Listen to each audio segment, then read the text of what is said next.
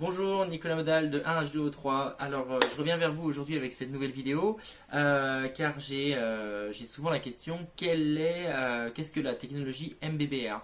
Alors, MBBR, ça veut dire Moving Bed Bioreactor, c'est bien sûr un terme en anglais. Grosso modo, ça veut dire que j'ai des biofilms qui sont en mouvement dans le réacteur.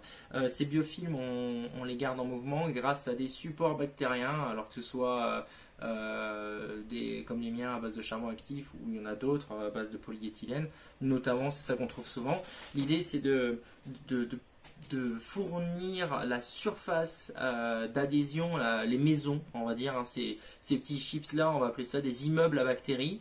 L'idée, c'est de leur fournir les maisons pour s'installer. Donc ça, c'est un immeuble à bactéries, on va appeler ça comme ça, ce qui nous permet d'accueillir plus de biofilms, donc plus de bactéries dans un même volume. Et donc, comme il y a plus de bactéries, elles peuvent manger plus de pollution. Alors, les bactéries, pour qu'elles vivent bien, il faut leur donner aussi de l'air et il faut leur donner à manger. Donc, là, à manger, c'est la pollution que vous avez à traiter.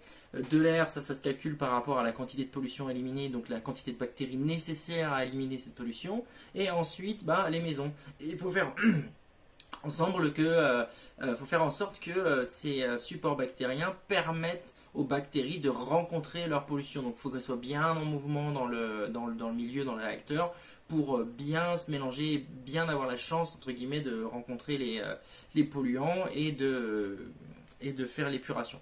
La station d'épuration, c'est un énorme élevage de bactéries pour éliminer des pollutions.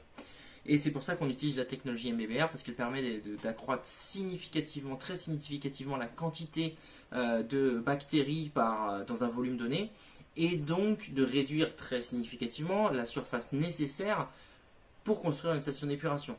Si c'est plus petit, ça coûte moins cher, ça prend moins d'espace au sol, c'est notamment pratique en ville, là où le foncier est très cher, ou chez les industriels qui ont généralement pas la place ou peu de place pour construire une station d'épuration.